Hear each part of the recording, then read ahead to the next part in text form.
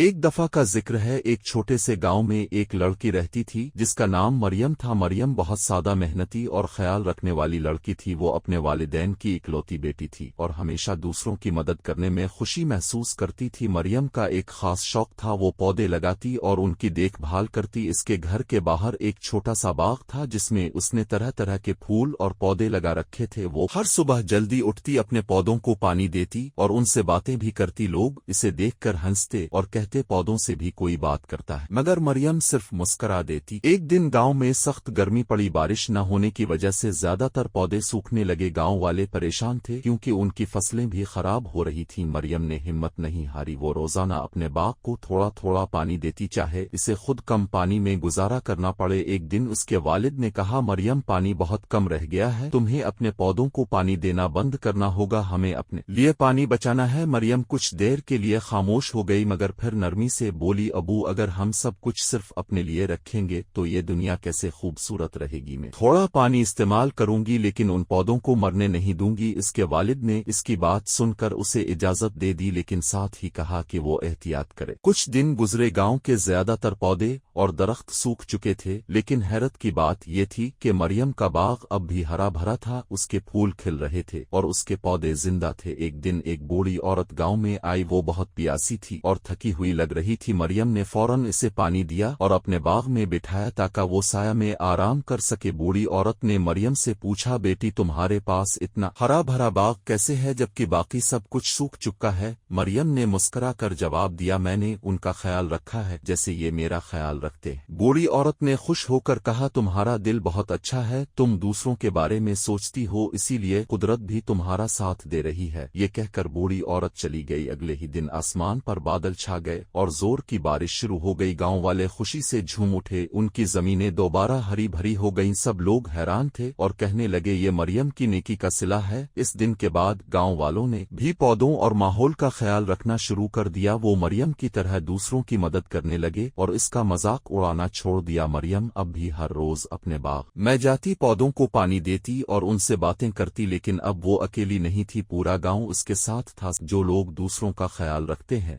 اور اچھے کام کرتے ہیں، قدرت بھی ان کا ساتھ دیتی ہے۔